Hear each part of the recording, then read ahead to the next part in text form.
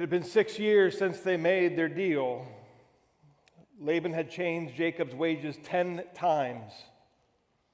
And God appeared to Jacob and said, "Get up and go, arise and go." And Jacob obeyed immediately. He set his sons and his wives on camels, and he drove his livestock and all his property that he had acquired. And he did this without hesitation. He got up and left. If you notice in this section at the very beginning, there's the double use of the word all his livestock and all his property. It's kind of an emphasis. It's showing his vast wealth. Jacob had acquired great wealth during this time. And this means that as these 6 years have happened, God has blessed him so much. His wealth increased and Laban's decreased. Jacob used this wealth to buy camels and donkeys and servants. He was no longer poor. He now had a large caravan to move. Remember when he arrived there, he had nothing. It was just him. When Isaac or Abraham's servant came to get a wife for Isaac, they came with all this stuff. So they had acquired wealth in Canaan, and Jacob came to Paddan Aram and had nothing, and now God had blessed him. Jacob didn't tell Laban that he was leaving. He didn't ask. He didn't inform. He just left. Laban was shearing his sheep. Remember, when they made their deal, Laban had separated his sons 3 days' journey from Jacob. And so it took Laban 3 days to find out that Jacob had left, and this was actually Laban's fault. So it took time. Jacob had a big head start. Now, shearing the sheep was an event. It was a celebration. It happened around April and May, so we're looking at right now, like time-wise, this is the time of year that this happened. And it's a celebration that took a lot of manpower. So there was a lot of men there with Laban. And they sheared the sheep. And it was done on the outskirts of where they were. And so it was even maybe a little bit farther than what they had been. A lot of men with Laban when he heard that Jacob had left. Now, while Laban went away to shear his sheep, Rachel stole his household gods. As Moses pointed out when he wrote this, Jacob didn't know that Rachel had stolen the household gods. There is a lot of debate as to why she did this. We are not told. There's really a couple of options. The law at the time was that the possessor of the household gods would be the one who would inherit. So it's possible that Rachel saw this as an opportunity to claim Laban's wealth for Jacob. She saw all that Jacob had done. She saw all the work that he had done. She saw all that he had acquired for Laban, and he got nothing out of it. And so maybe this was Rachel's attempt at getting something from Laban. Perhaps she was mixing paganism with Yahweh worship. We have seen that there is a mixture, that Laban was a polytheist. He worshiped the many gods. He worshiped his specific God, but believed in many gods. And we saw this kind of creep in different ways in Rachel and Leah. And so maybe this was Rachel taking the household gods because she was still worshiping them as well as worshiping Yahweh. Or it could have been that Laban used these gods in divination. We know that Laban practiced divination. And so it could be that she knew that he used these and she wanted to either grab them for herself or protect the family from Laban using them to find them. Whatever the reason, Jacob didn't know it happened, and he would later make Rachel get rid of them. This was not something that he had approved of. Now, Jacob had every reason to not tell Laban that he was leaving. He had every reason. He didn't trust Laban, and rightly so. Laban had lied to him multiple times. He deceived him. He changed his wages 10 times. He coaxed Jacob into staying the last time he wanted to leave 6 years ago. And he coaxed him by not giving him anything. You have nothing. How are you gonna take care of a family? So Jacob stayed for another 6 years. And so Jacob had all of these reasons to not tell Laban, but the main thing is he had God saying, go. He was being obedient to what God had called him to do. He was acting on a higher authority than Laban. He did not need Laban's permission. He didn't need to tell Laban. So Jacob's traveling. On the third day, Laban learned that Jacob had left, and he gathered his men, and he pursued Jacob for 10 days. Remember, Jacob has a big caravan. He has a lot of livestock and people, and it took him a long time to travel. The best estimates of the travel time was about 6 miles a day with all that he had. So Jacob was not a fast mover. They made it to Gilead, and Gilead is in modern-day Jordan. They're in the mountainous region of modern-day Jordan, and he's got one more river to cross, really, one more area to go to get to Canaan. He's almost there. The description that we're given here shows us what Laban's intentions were. The word pursued is a military term to show hostilities. Think of the Egyptians pursuing the Israelites as they left Egypt. It's the same idea. He was pursuing him. The intent was hostilities, to destroy, to kill. Laban did not have good intentions. At best, Laban's intentions were to capture them and bring them back to continue to be servants. But he intended to harm them. That is his intent. Pursued, he brought a lot of men with him. And as we go on, we'll see more. Because the night before they were to meet Jacob, Yahweh appeared to Laban. Be careful to not say anything to Jacob, either good or bad. This isn't a command to be silent, right? When we see that, don't say anything to him. We hear, don't say anything to him. Like, keep your mouth shut. But that's not the command.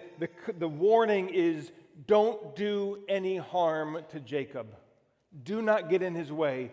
Do not stop him from where he's going. God knew Laban's intent. He knew why Laban was pursuing Jacob, and he intervened. This is the second time in Genesis that God appeared to a pagan in a dream to protect his people. Remember in Genesis 20, verse 3, the Lord came to Abimelech and warned him to not touch Sarah. God appears to pagans. Isn't that a fascinating thing? God was protecting Jacob, and Laban must not interfere with that protection. Remember the promise at Bethel.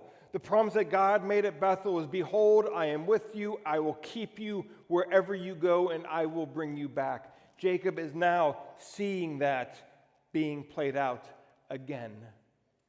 Throughout the time in Haran, God protected Jacob. He fulfilled his promise that he had made. He prospered Jacob. And so he continues to protect him here. Now, as Laban was not a follower of Yahweh, he knew who Yahweh was from Jacob and from the divination that he had practiced earlier, where he learned that Jacob's God had blessed him. Remember, to Laban, Yahweh was one of many gods. There was no distinction between Yahweh and these little idols that he worshiped. Yet, this dream still got Laban's attention. Whether you are a follower of God or not, when God speaks, you listen. But take comfort in that. If you are a follower of God, know that there is nothing that can be done to you, no harm that can be done to you. Nothing can happen to you apart from God's will, apart from God's allowing it, apart from God often doing it. And he does these things to teach us, to mold us, to bring us to him. But here he protects Jacob from this, from Laban. In spite of his own desires, Laban listened. And we see a lot of Laban's character because when he approached Jacob, he played the victim. Laban was victimized in this whole thing. Verse 26, and Laban said to Jacob, "What have you done? Why have you tricked me and driven away my daughters like captives of the sword? Why did you flee secretly and trick me and did not tell me so that I might have sent you away with mirth and songs, with tambourine and lyre? Why have you kept me from being able to kiss my daughters and my grandchildren? Jacob, you have done foolishly. You hurt my feelings in this, Jacob." The irony of this whole thing is that it was Laban who had mistreated his own daughters. He sold them. He treated them like foreigners. He is the reason his daughters wanted to leave. But Laban, who he was, the ruthless father and ruthless boss, was not aware that his daughters were fleeing from him. It wasn't Jacob who drove them away, it was Laban. You know, it's interesting, human nature is such that when we are in the wrong, we will pass the blame on others. It is so often the case. Laban was not interested in the facts. He wasn't interested in the truth. Laban was concerned about Laban, and he wanted to make sure that those around him knew that he was the victim in this. He was the one who was wronged. Now, he claimed that if he had the opportunity, he would have set them off with a proper celebration.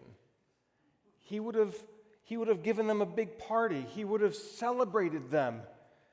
I mean, he had done nothing in the past 20 years to celebrate them at all. So why now when they're leaving would he do this? He wouldn't have. He's lying. He didn't treat them properly when he benefited. Why would he treat them properly when he didn't? Furthermore, again, the last time that Jacob said he wanted to leave, Laban essentially prevented him by not giving him any supplies. Laban was not very self-reflective, self-aware. And so Laban accused Jacob of acting foolishly. Remember, Jacob was being obedient to God. Hear this. Jacob was being obedient to God. Through the last 20 years, Laban was the one who was acting foolishly. He deceived Jacob. He sold his daughters. He brought the Abrahamic curse upon himself. Laban is the one who has been foolish this entire time. Jacob, on the other hand, obeyed the Lord. As we have seen and as we will see throughout Scripture and as we see it in our own lives, obedience to God is foolishness to the world. When we follow God, the world thinks it's foolish, whether it's in the things we believe. I mean, think about what the world says is right and wrong. And they look at what the Christian says and they say the Christians don't understand what's right and wrong. They're stuck in this archaic way of thinking. We have progressed. We have moved on mentally. We now are free to do whatever. I don't know why I did that. But that's what the world thinks, right? The world sees Christianity and says, that is foolishness. The world will never understand why we do the things we do or why we believe the things we believe. The world will not and it cannot. Think about how the world views gathering together as a church family on Sunday mornings. The world can't grasp that. Why wouldn't you sleep in? Why wouldn't you go play your sports? Why wouldn't you, whatever it is? Or think about how the world views giving offerings or supporting ministries. It makes no sense to the world. The list can go on. Biblical morality is craziness to the world. Jacob obeyed the Lord, and Laban accused him of foolishness. So in verse 29, Laban claimed the right to do Jacob harm, and this reveals his true intent in pursuing Jacob. And what we don't have in English is a plural you, right? In some parts of the country we do. You have yins and you have y'all, but in the part that speaks properly, we don't have those words. And so you means you or use guys. But so in Genesis, it's you, and that word there in verse 29 is plural. And so Laban is saying, I have a right to do all of you harm. He was not looking at just Jacob, he was looking at everybody there. And again, at best, he would have brought them back to Canaan as servants. But in this threat, he is addressing Jacob, his daughters, and his grandchildren. He is a ruthless individual. Had God not intervened, this would have turned out very differently. The God of your father spoke to me last night. In this, Laban is distinguishing Yahweh from his gods. The God of your father, your God, Jacob, not mine, yours, appeared to me last night. Laban was not a follower of Yahweh, but he still heeded the warning. And because Yahweh appeared, Laban did not harm anybody. Again, this is God showing Jacob that he is trustworthy. Jacob is going to need to remember this as he moves on. But this is with all of us. We experience God in different ways. We see his blessing in different ways. We see his protection at different times, and we need to continue to go back to those times. Because it's those times that we remember that give us hope for the future, that give us hope for the present, that give us hope in our own lives as we face difficult times. We don't know how they're going to end, but we know that God is with us because he's been with us in the past. God showed Jacob that he is trustworthy and true. He is in control over all things, including non-believers. And so God turned Laban's deceitfulness into Jacob's prosperity, and now he protected Jacob from Laban. In verse 30, Laban makes this claim that Jacob left because he was homesick.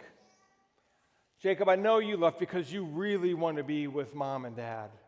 Your heart longs for home. It's been 20 years. Laban has not treated him well, so it may be true that Jacob wanted to go home. But Jacob was being obedient to the command of God. So it wasn't Jacob's homesickness, it was God's call, and then it was also Laban's mistreatment of his entire family that caused his own daughters, Jacob's wives, to want to leave. This is something that we all easily do, right? We look at a situation, we look at things we say or things we do, and it is so easy to pass the blame onto something else. Laban, as we have seen, is not a man of repentance. Laban will defend himself and his own actions before he will ever admit to his own faults. We talked earlier about the honor and shame culture, and this is part of it here. Right? There is a refusal on Laban's part. He made himself look like the victim so that he would not receive any blame, and by not receiving any blame, he would not have any shame, and he could keep his honor. But it's very difficult to have conversations with people like this. Right? We have all experienced what that's like. But when we do something wrong, as a follower of Jesus, when you do something wrong, when we do something wrong, it is easier to blame others. But when we make mistakes, and we will, when we do things we shouldn't do, and we do, when we say things that we shouldn't say, or you can keep going on all this, when we are confronted, we do not make excuses.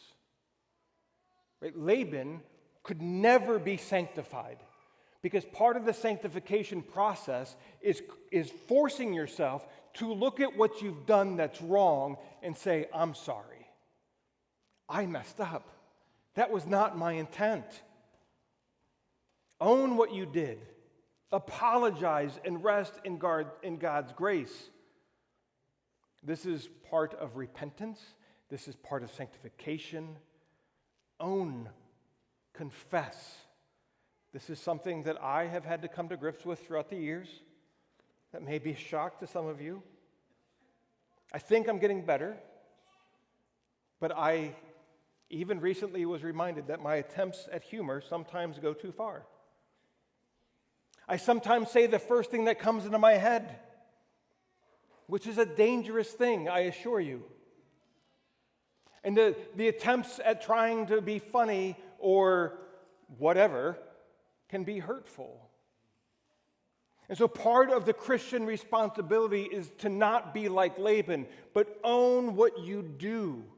And as you do that, you learn to rest in God's grace, you learn who He is, and you understand His forgiveness.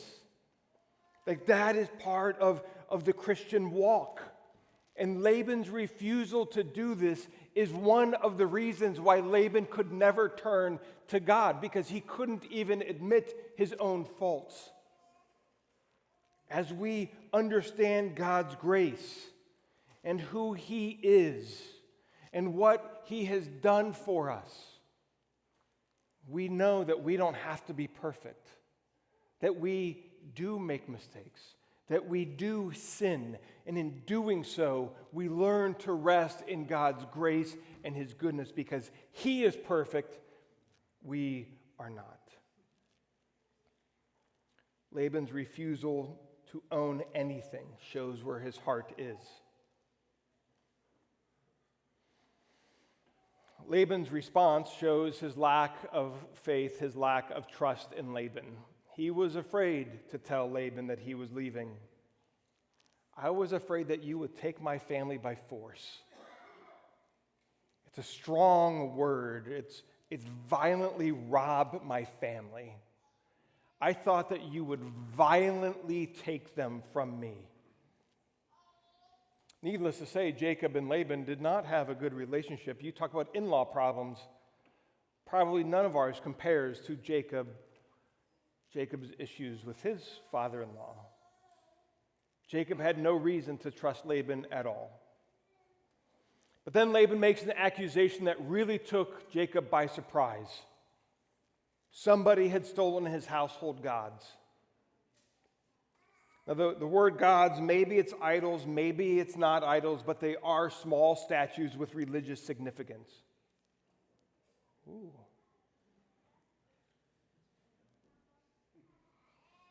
Maybe they are idols. I'm very sorry. In Laban's eyes, the problem wasn't just that Jacob was homesick. The problem was also that he was a thief. And Jacob, as Jacob does, responded before he thought. He knew that he didn't take the gods, but he didn't know what anybody else had done. So he said, Laban, you're free to search. And if you find them, whoever has them could be executed. Jacob didn't know that Rachel had stolen the gods. And so Laban searched every tent, starting with Jacob's. The gods were not found anywhere, and he had one tent left, Rachel's tent, the last one. Now, Rachel had presumably heard Jacob's vow, and she knew that if she was found with the gods, she would probably die.